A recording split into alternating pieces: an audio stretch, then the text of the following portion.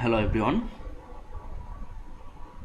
আমি আরিফুল ইসলাম শাওন আপনাদের সবাইকে স্বাগত জানাচ্ছি আমাদের আজকের প্রথম ক্লাসে। আমরা এই পুরো কোর্স জুড়ে অনেকগুলো বিষয় নিয়ে কথা বলবো। তার আগে আমাদের কোর্স সম্পর্কে আসলে ইন্ট্রোডাকশন হওয়া উচিত। আমাদের জানা উচিত যে আমরা এই কোর্সে কী কী বিষয় শিখব, কী কী বিষয় জানবো, এই বিষয়গুলো। তো আমাদের ক্লাসের কয়েকটি ভাগে ভাগ করা হয়েছে। প্রথমত HTML, তারপর CSS, এরপর basic layout, PHP to HTML, WordPress theme development, responsive design এবং শেষে on page one page on page এসইওর সঙ্গে ডোমেন হোস্টিং এবং সার্ভার জাতীয় FTP জাতীয় ব্যাপারগুলো নিয়ে। তো অনেক কিছু কভার করার আছে। তো চলুন আমরা প্রথমে শুরু করি। HTML কি বা CSS কি? আসলে HTML এবং CSS হচ্ছে কিছু,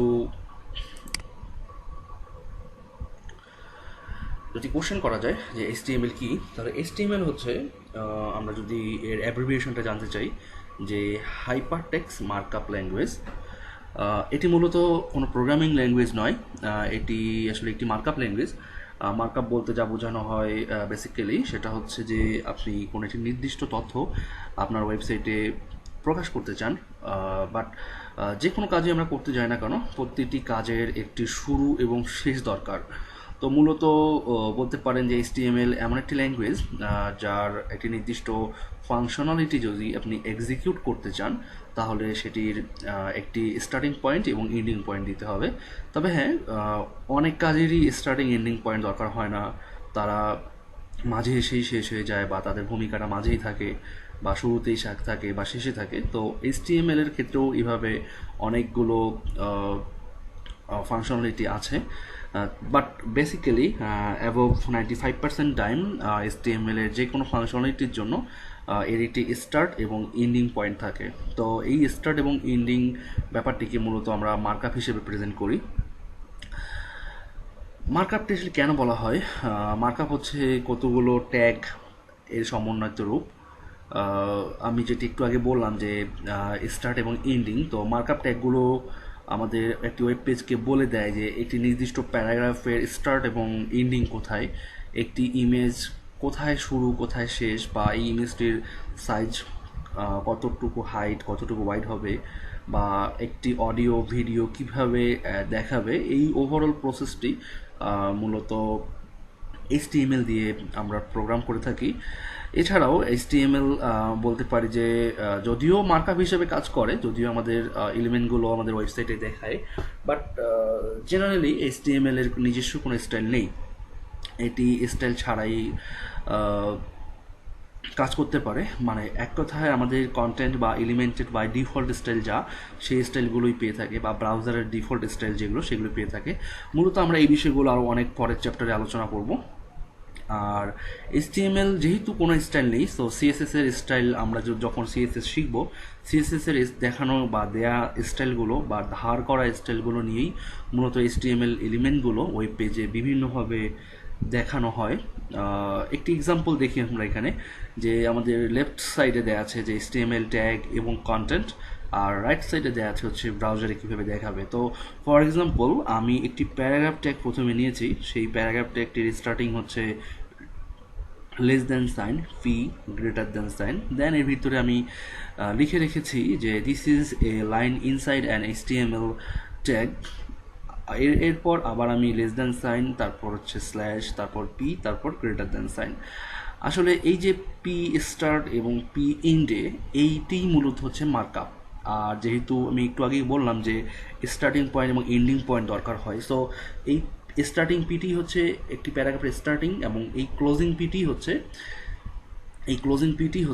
এই প্যারাগ্রাফটির এন্ডিং পয়েন্ট। তো আসলে এখানে জাস্ট আমরা একটা লাইন লিখে রেখেছি, আসলে এই একটা লাইন মানেই প্যারাগ্রাফ নয়। একটি প্যারাগ্রাফ একটা লাইনের হতে পারে, বা একটা প্যারাগ্রাফ 100 লাইনেরও হতে পারে। ডিপেন্ড করবে আপনি কতটুকু আপনার প্যারাগ্রাফের মধ্যে কতটুকু টেক্সট রাখবেন এই বিষয়গুলোর ওপর। আর আরেকটি বিষয় সেটি হচ্ছে যে আমরা যে পি ট্যাগের ভিতরে যে লেখাটি লিখেছি এটি যদিও টেক্সট, বাট এটিকে HTML ভাষায় বলা হয় যে নেস্টেড এলিমেন্ট। হ্যাঁ, তো নেস্টেড এলিমেন্ট হচ্ছে যে একটি ট্যাগের ভিতরে যে কন্টেন্ট থাকে এটিকে নেস্টেড এলিমেন্ট বলা হয়। আর এই প্যারাগ্রাফটি লেখার কারণে এই ব্রাউজারে আউটপুটটি আসবে মূলত এই ডান পাশের লাইনটির মতো। তো মূলত আমি এটি প্র্যাকটিক্যালি দেখাবো কিছুক্ষণের মধ্যেই, আপনারা দেখতে পারবেন। আর এরপর আমি ফর এক্সাম্পল একটি H1 ট্যাগ নিয়েছি যেটি HTML এর সর্ববৃহৎ ট্যাগ। সো এই ট্যাগটির স্টার্টিং হচ্ছে এখানে এবং ক্লোজিং হচ্ছে এখানে, এবং এর ভিতরে কিছু টেক্সট লেখা আছে যার আউটপুট ব্রাউজারে দেখাবে এমনভাবে। এরপর একটি EM ট্যাগ নেওয়া আছে যেটি মূলত ইটালিক হিসেবে কাজ করে এবং সেটির আউটপুটটি ব্রাউজারে এমনটি আসবে। তো এটি একটি জাস্ট ব্রিফিং যে আসলে আমরা এডিটরগুলো ইউজ করবো সেই এডিটরে আমরা লিখবো এইভাবে, বাট ব্রাউজারে দেখাবে হচ্ছে এইভাবে। ঠিক আছে, তো এটি মূলত আমাদের HTML এর ইন্ট্রোডাকশন। তো এবারে আমরা একটু CSS সম্পর্কে জানি যে CSS হচ্ছে ক্যাসকেডিং স্টাইল শিট। ক্যাসকেড মানে হচ্ছে একটি বিশাল জলপ্রপাত বা জলধারা যেটি বোঝানো হয়, যেমন একটি জলপ্রপাত বা জলধারা অনেক বিশাল আকৃতির হয়, অনেক দূর ছড়ানো থাকে, মানে এর শুরু আছে এবং শেষ কখনোই খুঁজে পাওয়া যায় না। ধীরে ধীরে নদী, একদম ছোট ছোট খাল এইভাবে যে শেষ হয়ে যায়। ঠিক CSS এর ব্যাপারটি আমরা এইভাবে এক্সপ্লেন করতে পারি, যেমন আমাদের CSS শুরু হয় একদম আমাদের এডিটরের লেফট সাইডের একদম কর্নারে, মানে 0 ডিগ্রি অ্যাঙ্গেল থেকে, এবং শেষ হবে ডিপেন্ড করবে আপনার ওয়েব পেজটি কতটা বড় হবে বা আপনার ওয়েবসাইটে কতগুলো কন্টেন্ট থাকবে তার উপর ডিপেন্ড করে। দেখা যায় যে হাজারের ওপর 1, 2, 1000, 3000 লাইনের ওপর কোড লিখতে হয় CSS-এ। তো আসলে এটি শুনতে অনেক ভয় লাগলেও ভয়ের কোনো কারণ নেই, কারণ আমরা যখন কোড লিখবো তখন অটোমেটিক্যালি লাইনগুলো বাড়তে থাকবে। সো এটি নিয়ে আগে থেকে কোনো ভয় পাবার কোনো উপক্রম নেই যে কতগুলো লাইন আপনি কীভাবে লিখবেন। এটি জাস্ট আসলে সময়ের ব্যাপার। আপনি দেখতে পারবেন কিছুক্ষণের মধ্যেই, বা আমাদের লেটার চ্যাপ্টারগুলোতে এগুলো নিয়ে আরও বেশি আলোচনা করা হবে, এবং আমরা যখন প্রজেক্টগুলো করব তখন দেখতে পারবেন যে কত বড় বড় প্রজেক্ট বা কতগুলো লাইন লিখতে হচ্ছে, আসলে এর কোনো শেষ নেই। ঠিক আছে, আচ্ছা। তো CSS আমরা যেটি HTML যেটি বলে এসেছি যে একটি ওয়েবসাইটের বিভিন্ন কন্টেন্ট, যেমন HTML এলিমেন্টগুলো, যেমন সাইটের গঠন, আকার আকৃতি, কন্টেন্টের অবস্থান, ছবি বা আমরা যাই ইউজ করি না কেন ব্রাউজার কিভাবে তা প্রদর্শন করবে এটির যে নির্দেশনা, এটি মূলত CSS দেয়। যেমন আপনি চাচ্ছেন যে একটি হেডিং উপরে থাকবে, হেডিংয়ের ঠিক নিচে 20 পিক্সেল মার্জিন থাকবে, অথবা 20 পিক্সেলের পর একটি প্যারাগ্রাফ থাকবে, তার নিচে আবার 40 পিক্সেল ফাঁকা থাকবে। আসলে কিভাবে দেখাবে এই পুরো বিষয়টি আসলে ডিপেন্ড করে CSS এর উপরে। তো যে কোনো HTML এলিমেন্টকে CSS এর উপর ডিপেন্ড করেই আসলে ব্রাউজারে দেখাতে হয়। যদি আপনি CSS ইউজ না করতে চান তাহলে জাস্ট বাই ডিফল্ট HTML এর যে স্টাইলগুলো ব্রাউজার থেকে পাবে সেভাবে করেই সেটি শো করবে, কিন্তু এটি আসলে স্ট্যান্ডার্ড না। আমরা CSS এর উপর টার্গেট করেই মূলত HTML কোডগুলো লিখব, এবং CSS এর স্টাইল ছাড়া কোনো ধরনের কোনো ওয়েবসাইট দৃষ্টিনন্দনভাবে তার তথ্য কখনোই দেখাতে পারে না, কারণ HTML এর নিজস্ব কোনো যেহেতু স্টাইল নেই। সো HTML দিয়ে যদি আপনি শুধুমাত্র কন্টেন্টগুলো লিখে রাখেন তাহলে জাস্ট একটি আরেকটির উপর একটি আরেকটির নিচে ভার্টিক্যালি দেখাবে। তো আগের এক্সাম্পলটি খেয়াল করলে আমরা দেখতে পারবো যে আগের এক্সাম্পলটিতে আমরা প্যারাগ্রাফ লিখেছিলাম, এবং এটি একটি ইনলাইন স্টাইল শিটের এক্সাম্পল, যে আমরা চাচ্ছি যে এই প্যারাগ্রাফটির কালার হবে রেড। এটি বোঝার দরকার নেই, যদি না বুঝতে পারেন সমস্যা নেই, আমরা CSS পর্বে এগুলো নিয়ে আলোচনা করব। তো এটি হচ্ছে আমরা চাচ্ছি যে আমাদের এই প্যারাগ্রাফটি হবে রেড, সো আমরা রেড পাচ্ছি ব্রাউজারে, আমরা লিখবো এইভাবে, আমাদের এডিটরে ব্রাউজার দেখাবে এইভাবে, এবং আমাদের প্যারাগ্রাফের স্টাইলটি হবে এমন, ফন্ট সাইজ চাচ্ছি আমরা 32 পিক্সেল, ব্রাউজার দেখাবে এমন। আমরা চাচ্ছি যে আমাদের ফন্টের ওয়েট বোল্ড হবে, আমাদের ব্রাউজার দেখাবে এমন। তো মূলত এই ইনস্ট্রাকশনগুলো দেয়াই হচ্ছে CSS এর কাজ, এবং কমান্ড করার কাজটি হচ্ছে CSS এর কাজ। HTML হচ্ছে আপনার কন্টেন্টের যে এইচটিএমএলকে আপনি এক্সপ্লেন করতে পারেন যে আপনি কন্টেন্টগুলো জাস্ট রাখবেন, আপনার কন্টেন্টগুলোকে জাস্ট একটি এইচটিএমএল কি বলে এটা কি ওয়েবসাইটের ভিজিবল করার একটি ওয়ে, যে এইচটিএমএল দিয়ে আপনি এইচটিএমএল দিয়ে সেই কন্টেন্টগুলোকে ওয়েবসাইট পেজে বা ওয়েবসাইটে আপনি ভিজিবল করছেন। আর এর পুরো প্রেজেন্টেশনটি ডিপেন্ড করে সিএসএস এর উপর, যে কিভাবে একটি সিএসএস কোড দিয়ে আপনি কীভাবে আপনার এই পুরো এইচটিএমএল কন্টেন্টগুলোকে খুব সুন্দরভাবে দৃষ্টিনন্দনভাবে আপনার ব্রাউজার বা আপনার ভিজিটরদের সামনে এটিকে প্রেজেন্ট করতে পারেন। তো এই যে এইচটিএমএল এবং সিএসএস, তো আমরা এই এইচটিএমএল সিএসএস আসলে কীভাবে লিখবো, কোন ব্রাউজারে দেখাবো, এটি আসলে অনেক একটি চিন্তার বিষয়। তো আসলে ডিপেন্ড করে এক একজনের রুচি এবং এক একজনের পছন্দের ওপর। তো আমি পার্সোনালি প্রিফার করি যে ব্রাউজার এবং যে সফটওয়্যারটি আমি সে দুটির সঙ্গে আপনাদেরকে এখন পরিচয় করিয়ে দিব। তো চলুন দেখা যাক আসলে সেই সফটওয়্যার বা সফটওয়্যার দুটি কী কী।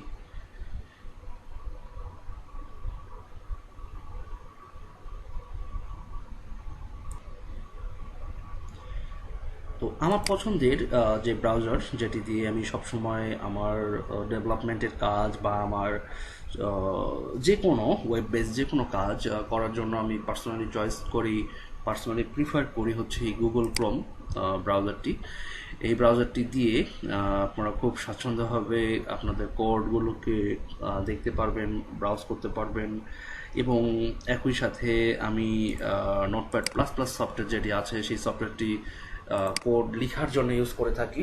তো আপনাদেরকেও আমি রিকমেন্ড করব এই সফটওয়্যার দুটি ব্যবহার করার জন্য, কারণ এই সফটওয়্যার দুটি খুবই লাইট ওয়েট এবং আপনারা ব্যবহার করে খুবই স্বাচ্ছন্দ্য বোধ করবেন। সো যাদের এই গুগল ক্রোম সফটওয়্যারটি নেই তারা শুধুমাত্র যে কোনো ব্রাউজার থাকলেই সেখানে গিয়ে গুগল ক্রোম ডাউনলোড ফর পিসি লিখে সার্চ করলেই আপনারা এখানে একটি ডাউনলোডের লিঙ্ক পেয়ে যাবেন। সেটি হচ্ছে যে এই যেখান থেকে ক্রোম ব্রাউজার, এখানে গেলেই আপনারা ঠিক এটা থেকে ডাউনলোড করতে পারবেন। এবং এইখান থেকে ডাউনলোড করে আপনারা জাস্ট আপনাদের উইন্ডোজের ভার্সন অনুযায়ী এই সফটওয়্যারটিকে আপনারা এখান থেকে ডাউনলোড করে জাস্ট ইনস্টল করে নিলেই হয়ে যাবে।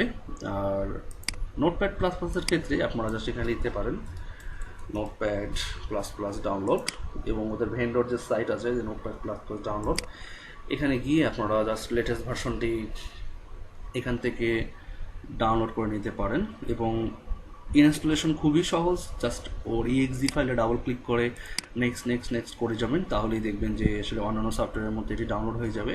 যদি ইন কেস আপনাদের এই সফটওয়্যারটি ডাউনলোড বা সফটওয়্যারটি ইনস্টলেশনগত কোনো প্রবলেম হয় থাকে, তাহলে আপনারা আমাদের যে ফেসবুকের গ্রুপ আছে সেই ফেসবুকের গ্রুপে গিয়ে অবশ্যই জানাবেন, কারণ আপনাদের প্রতিটি মতামত, প্রতিটি ফিডব্যাক আমাদের জন্য অনেক হেল্পফুল। এবং আমরা আপনাদের ফিচার বা আপনাদের মতামতগুলোর উপর ভিত্তি করে আমাদের বিভিন্ন ডিসিশন, বিভিন্ন ধরনের আপডেট এগুলো করে থাকি। সো অবশ্যই কোনো ধরনের দ্বিধা ছাড়াই আপনারা এই সফটওয়্যারগুলো বা এই যে কোনো ওয়েব ডিজাইন সম্পর্কিত যে কোনো ব্যাপারে আমাদের এখানে এসে জাস্ট পোস্ট করবেন, কোনো সমস্যা নেই। অথবা আপনারা চাইলে আমাদের যে অফিসিয়াল ফেসবুকের পেজ আছে সেই পেজে গিয়েও আপনারা আমাদের এখানে পোস্ট করতে পারবেন। তবে আমি পার্সোনালি প্রিফার করব আপনারা পেজে লিখেন, সমস্যা নেই, কিন্তু খুব বেটার হয় আপনারা যদি এই যে কোনো ধরনের প্রবলেমগুলো আমাদের ফেসবুক গ্রুপে গিয়ে বলেন, কারণ ফেসবুক গ্রুপে আপনি বললে অনেকেই দেখবে এবং আমার আগেও হয়তো আপনি তার কাছ থেকে সলিউশনটি পেয়ে যাবেন। সো এই জন্য আমি রিকমেন্ড করবো যে আপনারা এই কাজটি ফেসবুক গ্রুপে করেন, ঠিক আছে? তো যাই হোক, যেহেতু আমরা সফটওয়্যার দুটি ধরে নিলাম, আপনারা সফটওয়্যার দুটি সাকসেসফুলি ডাউনলোড করতে পারছেন, এবং আমরা তাহলে এবার কোর্স শুরু করতে পারি। আচ্ছা, তো আমাদের কোর্স শুরু করার জন্য যে বিষয়টি দরকার সেটি হচ্ছে প্রথমে যে আসলে একটি HTML ডকুমেন্ট কেমন হয়। কারণ প্রত্যেকটি HTML ডকুমেন্টের একটি নিজস্ব স্ট্রাকচার থাকা উচিত, বা আমরা যে কোনো কাজই করি না কেন আমরা সবসময় বলি যে আমার নিজের একটি স্টাইল আছে বা আমার নিজের একটি স্ট্রাকচার আছে, এমনটি আমরা বলে থাকি, তাই না? তো যেহেতু আমরা এইভাবে বলি, সো আমাদের অবশ্যই মাথায় রাখতে হবে যে HTML ডকুমেন্টের একটি স্ট্রাকচার আছে নিজস্ব, যেই স্ট্রাকচারের মাধ্যমে HTML আমাদেরকে ব্রাউজারে আমাদের ডাটাগুলো স্ট্যান্ডার্ড ওয়েতে শো করে। সো এই স্ট্যান্ডার্ড ওয়েটি আমাদেরকে ফলো করতে হবে। তো HTML কীভাবে লিখে কীভাবে সেভ করে এই বিষয়টি আমি আপনাদেরকে ক্লিয়ারলি দেখাই দিই। তো প্রথমত আমি এই ডকুমেন্টটিকে সেভ করব। সেভ করার পরেই আমার HTML কোডগুলো তার স্ট্যান্ডার্ড অনুযায়ী আমাকে শো করবে। সেভ না করা পর্যন্ত স্ট্যান্ডার্ড কোনো ওয়েতে শো করবে না। তো আমি যেখানে সেভ করব সেটি আমাকে আগেই লোকেট করতে হবে। সো এই জন্য ফাইল থেকে save as or Ctrl-Alt-S shortcut, তো সেভ অ্যাসে যাব। সেভ অ্যাসে যাওয়ার পর আমার কথা হচ্ছে যে আমি কোথায় আমার এই ফাইলটিকে সেভ দেব। তো আমি সেভ দিব হচ্ছে এখান থেকে আসলাম, এখানে এসে +1, এখানে এসে আমি একটা ফোল্ডার তৈরি করলাম, বা আমি জাস্ট সিম্পলি এখানে একটি নাম লিখে দিব। নাম লিখে দিয়ে কি সেভ দিব? অবশ্যই না, সেভ আমি এইভাবে দিব না। আমাকে অবশ্যই মাথায় রাখতে হবে যে আমি এখানে যে কোনো নাম দিতে পারি। আমি সাপোজ এখানে দিলাম যে ফার্স্ট ক্লাস। তো ফার্স্ট ক্লাস দেওয়ার পরেই আমি যদি এখানে বলি যে সেভ হবে, দেখুন সেভ করলাম, সেভ হবে, বাট ফার্স্ট ক্লাস .txt এইভাবে করে কিন্তু আমাদের HTML কাজ করবে না, কারণ তখন এই ফাইলটি টেক্সট ফরম্যাটে সেভ হয়ে গিয়েছে। ঠিক আছে, দেখুন এখানে টেক্সট ফরম্যাটে সেভ হয়ে গিয়েছে, বাট আমাদেরকে এটা কী করতে হবে? ফাইলটা HTML এ কনভার্ট করতে হবে, তাহলেই আমাদের ব্রাউজার একমাত্র ঠিকভাবে ডাটাগুলো দেখাতে পারবে। সো এই জন্য যে কাজটি করতে পারেন সেটি হচ্ছে যে এখান থেকে যেটি করবেন সেটি হচ্ছে যে নোটপ্যাড থেকে যদি ভুলক্রমে কোনো ফাইল অন্য এক্সটেনশন সেভ করে ফেলেন, তাহলে জাস্ট এখান থেকে রাইট ক্লিক করবেন, রাইট ক্লিক করে রিনেম করবেন। রিনেম করে এখানে থেকে এই যে হাইপারটেক্সট মার্কআপ ল্যাঙ্গুয়েজ চুজ করে দিবেন। দেখুন অটোমেটিক্যালি কিন্তু এখানে HTML চলে আসছে, এবং জাস্ট সেভ দিবেন। ঠিক আছে, দেখুন এখন কিন্তু সেভ, এবং এই ফাইলটিকে দেখুন এখন কিন্তু HTML ফরম্যাটে দেখাচ্ছে। আর এটিকে যদি আমি এখন ব্রাউজ করি ক্রোমে, তো ক্রোমে ব্রাউজ করলে আমার এখন ফাইলটি এমনটি দেখাচ্ছে। সো এটি কিন্তু HTML ফাইল। ঠিক আছে, তো এবারে কথা হচ্ছে যে আমি যেহেতু আমাদের ফাইলটিকে সাকসেসফুলি রান করাতে পেরেছি, তো আমাদেরকে এখন উচিত কোড লেখা। ওকে, তো আমি এখন এখান থেকে কোড লিখব। তো কোড লিখতে হলে আমাদেরকে কয়েকটি বিষয় মানতে হবে, সেটি হচ্ছে HTML যেভাবে করে তার স্ট্যান্ডার্ডগুলোকে ফলো করে। সো এটি হচ্ছে প্রথমে একটি ডকুমেন্ট টাইপ ডিক্লেয়ার করতে হবে। So doc type HTML plus, এবার আমি যদি এন্টার দিই তাহলে দেখুন দুপাশে দুটি বিষয় খেয়াল করুন যে এটি দুটি দিককে হাইলাইট করে ফেলেছে। সো এটি থেকে বুঝতে হবে যে এটি হচ্ছে একটি ভ্যালিড ডকুমেন্ট টাইপ। তো এটি অবশ্যই আপনার HTML ডকুমেন্টের স্টার্টে লিখতে হবে। যদি এটি না লিখেন তাহলে কিন্তু HTML ডকুমেন্টটি স্ট্যান্ডার্ড হবে না। এবং আপনি যখন মার্কআপ ভ্যালিডেশন করতে যাবেন, যেটি আমি অনেকগুলো পর্ব পর আপনাদেরকে বুঝিয়ে দিব, যদি কখনো ডক টাইপটি না থাকে তাহলে কিন্তু সেই ডকুমেন্টটি ইনভ্যালিড ডকুমেন্ট দেখাবে। তো এটি ছিল ডক টাইপ। এরপর হচ্ছে আমাদের HTML এর স্ট্রাকচারটা। তো আমি কিছুক্ষণ আগে বললাম যে প্রতিটি HTML এলিমেন্ট বা প্রতিটি HTML ট্যাগের একটি স্টার্টিং পয়েন্ট এবং একটি এন্ডিং পয়েন্ট থাকে। সো অ্যাজ এ রেজাল্ট তো প্রতিটি 95% ট্যাগের স্টার্ট এবং এন্ড আছে। সো আমরা যেহেতু HTML স্টার্ট করছি, সো আমাদেরকে HTML-টাকে মার্ক করে দিতে হবে। সো আমাকে দিতে হবে HTML স্টার্ট এবং HTML এন্ড, এইভাবে লিখতে হবে। ঠিক আছে, তো পার্থক্য কিন্তু শুধুমাত্র এই স্ল্যাশটি, আর কোনো পার্থক্য নেই। সো এই জিনিসটা মাথায় রাখতে হবে যে পুরোটি সেম, জাস্ট পার্থক্য হচ্ছে এই স্ল্যাশটি। তো এটি লেখার পর আমি এভাবে একটু নিচে নামাই দিলাম। নিচে নামাই দেওয়ার পরে আমি এখান থেকে ট্যাব দিব, অথবা ট্যাবের ব্যাপারটি পরে আসি। এটি গেল আমাদের HTML স্টার্ট এবং HTML এর এন্ড। তো আসলে একটি HTML ডকুমেন্ট দুটি মেইন ডিভিশনে ভাগ করা থাকে, দুটি মেইন ডিভিশন বা দুটি মূল ভাগে ভাগ করা থাকে। একটি হচ্ছে হেড সেকশন আর একটি হচ্ছে বডি সেকশন। তো হেড সেকশনে আমাদের এই ডকুমেন্টের বা আমাদের এই ফাইলটির বিভিন্ন ইনফরমেশন থাকে, যেগুলি আমরা ব্রাউজারে সরাসরি দেখতে পারি না। তার মধ্যে একটি বিষয় দেখতে পারি, সেটি হচ্ছে টাইটেল। যেমন খেয়াল করুন আমাদের এখানে কি ব্রাউজারে কি দেওয়া আছে, আমাদের এখানে ব্রাউজার দেওয়া আছে একটি এই এডিটরে এখানে একটি টাইটেল দেখা যাচ্ছে যে ফাইলটি কোথায় লোকেট করা আছে এবং এরপরের নামটি দেওয়া আছে। সো এভাবে টাইটেলটি দিয়ে আমরা দেখতে পারবো। সো আমি একটু পর দেখাচ্ছি। তো যেহেতু দুটি পার্ট, সো একটি হচ্ছে বডি, ওই একইভাবে বডি এবং এটি হচ্ছে বডি। তো এটিকেও ওপেন করে নিতে হবে। সরি, আরেকটি ব্যাপার, সেটি হচ্ছে আমাদেরকে এখানে আগে হেডটি ডিক্লেয়ার করতে হবে, হেড, এবং একইভাবে হেড ক্লোজ। তো দেখুন এখানে কিন্তু দুটি বিষয়, একটি হচ্ছে স্টার্ট এবং একটি হচ্ছে ইন। পার্থক্য হচ্ছে শুধু কোনটি, এই স্ল্যাশটি পার্থক্য, ঠিক আছে? সো এটি মাথায় রাখতে হবে। দেখুন কথা হচ্ছে যে যেহেতু HTML এর শুরু এটা আসে, সেটা দেখুন ক্লিক করলে কিন্তু হাইলাইট হচ্ছে ম্যাচিং ট্যাগ, এবং হেডিং হেড বডি এভাবে করে হাইলাইট হচ্ছে। কিন্তু কথা হচ্ছে যে আমি এভাবে দেখে কিন্তু এটা কিন্তু খুব ইজিলি রিডেবল না। তো আমাদেরকে ইজিলি রিডেবল করতে হবে। সো ইজিলি রিডেবল করতে হলে কী করতে হবে, আমাদেরকে অবশ্যই ইনডেন্টেশন করতে হবে। একজন স্মার্ট এবং প্রফেশনাল কোডারের মূল বৈশিষ্ট্য হলো তার প্রতিটি কোডের স্ট্রাকচারকে সে ইনডেন্ট করবে। ইনডেন্ট করলে যেমন কোডের রিডেবিলিটি বাড়ে, দেখতে সুন্দর লাগে, এবং আপনার কোডটি অনেক স্ট্যান্ডার্ড লুকিংসের হয়। সো ইনডেন্টেশন হচ্ছে এমনটি যে মনে করুন যে আপনি যাচ্ছেন যে এই হেড সেকশন আর হেড সেকশন সিলেক্ট করে ট্যাব দিবেন, অথবা এখানে সামনে মাউস রেখে ক্লিক করবেন, সামনে মাউস রেখে ট্যাব কি চাপ দিবেন কিবোর্ড থেকে, বডি। সো একইভাবে যদি আপনি চান যে না ভুলক্রমে একটি বেশি দিয়ে ফেলেছেন, তো তাহলে কি করবেন, যতটুকু সিলেক্ট করা থাকে সিলেক্ট করে কিবোর্ড থেকে শিফট ধরে ট্যাব কি চাপ দিবেন, তাহলে কিন্তু এটি ইনডেন্ট হয়ে যাবে। ওকে, আচ্ছা, এবারে আমরা খেয়াল করি যেটি একটু আগে বললাম যে আমাদের টাইটেল। তো আমার ব্রাউজার এখন কি দেখাচ্ছে, আমার ব্রাউজার কিন্তু কিছুই দেখাচ্ছে না, জাস্ট এখানে লিখে দেখাচ্ছে কি ফাইলের নামটা, যে টাইটেল, এটাই টাইটেল হিসেবে আমাদের শো করছে। কিন্তু আমি এখানে চাই যে আমার first class or welcome to our first class, এটি আমাকে এখানে লিখতে হবে, বা আমি এখানে চাচ্ছি আমার একটা মেসেজ দেখাতে, তাহলে আমাকে কী করতে হবে, অবশ্যই আমার হেডে লিখতে হবে এটি টাইটেল ট্যাগ, TITLE টাইটেল। একইভাবে টাইটেলটা ক্লোজ। তো এটি লিখলে শুধু কাজ করবে না, এখানে লিখতে হবে কি welcome to our first HTML class. তো এটি লিখে সেভ দিলাম এবং আমি জাস্ট রিফ্রেশ দিলাম, দেখুন আমার কিন্তু টাইটেলটি এখানে চলে আসছে। সো এই একটি মাত্র ব্যাপার যেটি আমরা হেডে লিখলে আমাদের ব্রাউজারের টাইটেল বারে শো করে, এবং আরও কিছু বিষয় রয়েছে যেগুলো মুখ্য নয়।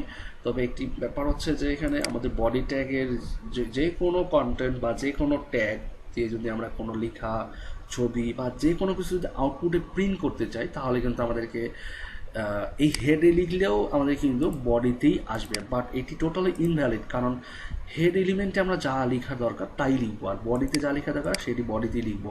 সো হেডের এলিমেন্ট কখনো বডিতে না, বডির এলিমেন্ট কখনো হেডে লেখা যাবে না, এটি টোটালি নন স্ট্যান্ডার্ড এবং ইনভ্যালিড, এবং একটি একজন প্রফেশনাল কোডার কখনোই এমন ভুল করতে পারেন না। আচ্ছা, এটি বলা হচ্ছে আমাদের হেড সেকশন। হেড সেকশনে আরও অনেক ট্যাগ আসে, যেমন এটি হচ্ছে টাইটেল ট্যাগ। এরপর আমরা যখন CSS নিয়ে কাজ করব তখন আমাদেরকে এখানে একটি লিঙ্ক আসবে, যেটি এখানে দেখতে পাচ্ছি যে এইভাবে করে লিঙ্ক ট্যাগটি কাজ করে। এত বড় একটা লিঙ্ক ট্যাগ হবে, যদিও আমাদের এই টাইপ দরকার হয় না। যখন আমি যখন CSS নিয়ে ক্লাসগুলো আপনাদেরকে দেখাবো তখন বলে দিব যে কীভাবে করে এই CSS এই টাইপ নিয়ে কাজ করতে হয় বা এগুলো কেন লিখতে হয়, তখন CSS এর ক্ষেত্রে আমি আলোচনা করবো। আরেকটি বিষয় সেটি হচ্ছে খুব দ্রুত আমি এই লাইনটি লিখে ফেলেছি, এটি কীভাবে লিখে ফেলেছি এটি অবশ্যই আপনাদেরকে আমি দেখিয়ে দিব, কোনো চিন্তার কারণ নেই। সো এটি নিয়ে এখানে আমি আলোচনা যাচ্ছি না, জাস্ট এটি মাথায় রাখেন যে এইভাবে করে লেখা যায়। এটি হচ্ছে লিঙ্ক ট্যাগ। এছাড়াও আরও ট্যাগ হচ্ছে যে স্ক্রিপ্ট ট্যাগ লেখা যায়। এখানে যখন আমরা কোনো জাভা স্ক্রিপ্ট বা যে কোয়েরি টাইপের কোনো বিষয় কাজ করব তখন স্ক্রিপ্ট, এর ভিতরে আমাদেরকে স্ক্রিপ্ট লিখতে হবে। এরপর আরও আছে সেটি হচ্ছে স্টাইল ট্যাগ। তো স্টাইল, আমরা যদি কোনো ইনলাইন স্টাইল শিট নিয়ে ইন্টারনাল স্টাইল নিয়ে কাজ করি তাহলে আমাদেরকে এই স্টাইল ট্যাগের ভিতরে এসে কাজ করতে হবে। তারপর হচ্ছে আমাদের টাইটেলটা আমি দেখিয়ে দিলাম, সেটি হচ্ছে যে মূলত আসলে এখানে আরও অনেকগুলো আছে, যেমন আরও অনেকগুলো মেটা ট্যাগ আছে, যেমন কিওয়ার্ড, ডেসক্রিপশন, অথর, এই ধরনের তারপরে সাইট ভেরিফিকেশন, অনেক। আসলে হেডের ভিতরে অনেকগুলো ট্যাগ আসে যেগুলোর কাজ সবসময় ম্যান্ডেটরি হয় না, বাট স্পেসিফিক্যালি আমাদের যখন কাজ করব আমরা তখন আমাদের টাইটেল ট্যাগটি অবশ্যই লাগবে, এবং আমরা যখন সিএসএস নিয়ে কাজ করবো তখন আমাদেরকে এই লিঙ্ক ট্যাগের মাধ্যমে এই স্টাইল শিটটাকে এখানে কল করে আমাদেরকে কাজ করতে হবে। আচ্ছা, এখানে আরেকটা বিষয় আপনারা হয়তো অনেকে জেনে থাকবেন যে আমরা যে ডক টাইপটি লিখেছি এই ডক টাইপটি হচ্ছে HTML5 ভার্সনের ডক টাইপ। ঠিক আছে, আমরা যারা HTML5 এবং HTML5 এর আগের ভার্সন XHTML অর HTML4.01 ভার্সনে যদি কাজ করার কোনো ধরনের অভিজ্ঞতা থেকে থাকে আপনাদের, কখনো যদি কাজ করে থাকেন বা যদি হালকা পাতলা এটা সম্পর্কে আপনাদের জানা থাকে, তাহলে একবার রিসার্চ করে দেখবেন যে HTML5 এর আগের ভার্সনে যে ডক টাইপগুলো ছিল সেই ডক টাইপটা অনেক লম্বা ছিল, অনেক বড় ছিল, এবং এটি মুখস্থ রাখা অনেক কঠিন ছিল। তো যখন HTML5 রিলিজ হয়ে যায় তখন কিন্তু ডক টাইপটি অনেক ছোট হয়ে গিয়েছে, এবং যখন HTML5 আমাদের ব্রাউজারে রেন্ডার করে তখন এর জন্য স্পেসিফিক কিছু এলিমেন্ট লেখা হয়। সো এই স্পেসিফিক এলিমেন্টগুলো মূলত বিভিন্ন কাজে আমরা ইউজ করে থাকি, সেই বিষয়গুলো আমি দেখিয়ে দিই। সেটি হচ্ছে HTML5 এর ডকুমেন্ট টাইপ যখন আপনারা লিখবেন তখন অবশ্যই আপনাকে মানে এইটি কি মিন করছি, HTML5 এর ডকুমেন্ট টাইপ যখন লিখবেন তখন অবশ্যই আপনাকে এখানে লিখতে হবে HTML এর স্টার্টে ল্যাং নামে একটা অ্যাট্রিবিউট, মানে এটা হচ্ছে ল্যাঙ্গুয়েজ অ্যাট্রিবিউট, এটা হচ্ছে EN US, এইভাবে করে লিখে দিতে হবে, অর জাস্ট EN।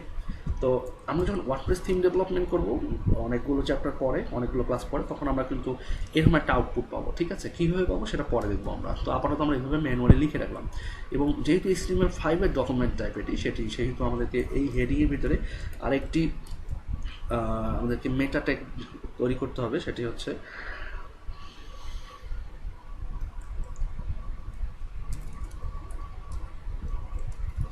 চারসেট 8।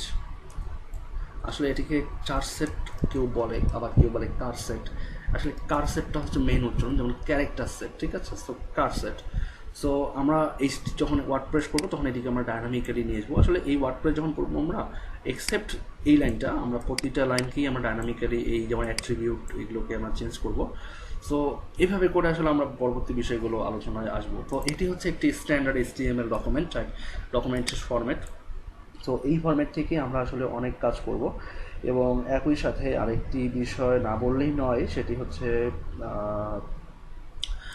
আমরা এই যে HTML এর ভিতরে স্টার্টিং ট্যাগে খেয়াল করুন, প্রতিটি কিন্তু দেখুন আরেকটা ব্যাপার, সেটা হচ্ছে যে দেখুন এটি কিন্তু স্টার্ট আছে এবং এটির কোনো ইন্ড নেই। তো ওই যে 95% ট্যাগের কথা বলেছিলাম যেটির স্টার্ট এবং এন্ডিং পয়েন্ট দরকার, তার ব্যতিক্রম হচ্ছে এগুলো, 5% ব্যতিক্রম হচ্ছে এগুলো, যেগুলোর স্টার্টিংটাই ইন্ড। ঠিক আছে, এখানেই সব কিছু লিখতে হয়। বাট যেটি বিষয় আরেকটা বলছিলাম সেটি হচ্ছে যে আমরা প্রতিটি যে এই HTML স্টার্টিং ট্যাগের ভিতরে, মানে স্টার্টিং ট্যাগের শুরুতে এবং লিঙ্ক ট্যাগের স্টার্টিংয়ের ভিতরে আমরা কি লিখছি, যে এই যে রেল, href, মিডিয়া, ল্যাং, চারসেট বা কারসেট, এগুলো যে লিখছি এগুলোকে বলা হয় হচ্ছে অ্যাট্রিবিউট। অ্যাট্রিবিউটের বাংলা আবিধানিক অর্থ হচ্ছে গুণ বা ধর্ম বা কোনো একটি স্পেসিফিক ডাটা সে কন্টেইন করে। ঠিক আছে, তো আমরা যখন ইমেজ ট্যাগ নিয়ে কাজ করব, যখন আমরা অ্যাঙ্কর লিঙ্ক নিয়ে কাজ করব, তখন আমরা এই বিষয়গুলো নিয়ে আরও স্পেসিফিক আলোচনা করব। তবে এতটুকু বলে রাখি যে এই অ্যাট্রিবিউট আমাদের এই মেটা বা আমাদের এই HTML বা আমাদের এই লিঙ্ক ট্যাগকে হেল্প করে, হেল্পার কিছু নেস্টেড কি বলা যায় এটাকে, নেস্টেড এলিমেন্ট, এক কথায় আমরা ইজিলি যদি বলতে চাই, নেস্টেড এলিমেন্ট যেটি আমাদের এই লিঙ্ক ট্যাগকে তার এক্স্যাক্ট ডাটা আউটপুটে প্রদর্শন করার জন্য হেল্প করে। আর এই ডাবল কোটেশনের ভিতরে যে ভ্যালুগুলো ইনফরমেশনগুলো দেওয়া আছে এটি হচ্ছে ল্যাঙ্গুয়েজের অ্যাট্রিবিউটের ভ্যালু। সো এই এক একটি অ্যাট্রিবিউটের ভ্যালু এক এক রকম হয়ে থাকে। তো প্রতিটি অ্যাট্রিবিউটের ভ্যালু 100 মান কখনোই হবে না, তো 100 মান বা একই রকম হবে না, একই রকম হওয়ার কোনো অবকাশও নেই। তবে আমরা যদি চাই যে আমরা একই রকম দিব, তবে এটি ডিপেন্ড করবে যে কী ধরনের ট্যাগ বা কী ধরনের এলিমেন্ট নিয়ে আমরা কাজ করছি তার উপর ডিপেন্ড করে। তো আমরা এখন যে অবস্থায় আছি এটি মূলত হচ্ছে আমাদের একটি স্ট্যান্ডার্ড HTML ডকুমেন্ট। তো এই HTML ডকুমেন্টের বডি সেকশনে আমরা মূলত আমরা যে যে কাজগুলো করব সেই কাজগুলো আমাদের এইখানে প্রদর্শন করবে বডিতে। তো প্রথমত আমি একটি বিষয় এখানে জাস্ট সিম্পলি একটি এক্সাম্পল দিই, সেটি হচ্ছে আমি চাচ্ছি যে আমার এই বডিতে একটি লেখা দেখাক যে hello, this is our first HTML class। এটি লিখলাম, লিখে আমি যখন রিফ্রেশ দিব দেখুন এখানে কিন্তু ব্রাউজারে দেখাচ্ছে। ঠিক আছে, সো আমরা বডিতে যাই লিখবো আমাদের তাই কিন্তু ব্রাউজারে আউটপুট হিসেবে এখানে শো করবে। এবং আমরা যদি এখান থেকে ব্রাউজারের সোর্সে যাই, ভিউ সোর্সে যাই, দেখুন আমাদের যেখানে যা লিখছি এখানেও কিন্তু তা লেখা আছে। ঠিক আছে, এবং আমরা এখান থেকে যেটা দেখছি সেটি হচ্ছে আমাদের মেইন আউটপুট, যেটা আমরা যখন সাইটটা ডেভেলপ করে ফেলবো আমাদের ভিজিটররাও তাদের ব্রাউজার দিয়ে আমাদের সাইট যখন ব্রাউজ করবে তখন মূলত এটি এইভাবে করে শো করবে। ঠিক আছে, আচ্ছা, তো এই বিষয়গুলোকে আরও স্ট্যান্ডার্ড ফরম্যাটে লেখা যায়। তো আরও স্ট্যান্ডার্ড ফরম্যাটে লেখার জন্য আমি অবশ্যই আপনাদেরকে দেখাবো। তো এটি ছিল মূলত আমাদের একটি HTML ডকুমেন্ট কীভাবে লিখতে হয়, কীভাবে HTML কাজ করবে, বা কীভাবে HTMLকে সুন্দরভাবে ইন্ডিকেশনের মাধ্যমে লেখা হয় সেটি নিয়ে আমার ছোট্ট একটি ব্রিফিং। তো চলুন এবারে আমরা আমাদের মূল ক্লাসে চলে যাই। সেটি আমরা আমাদের HTML এর মূল বডি সেকশনের মূল ট্যাগগুলো এবং আমরা এই ট্যাগগুলোকে কত ভ্যারিয়েশনের মাধ্যমে লিখতে পারি সেই বিষয়গুলো নিয়ে বিস্তারিত আলোচনা করি।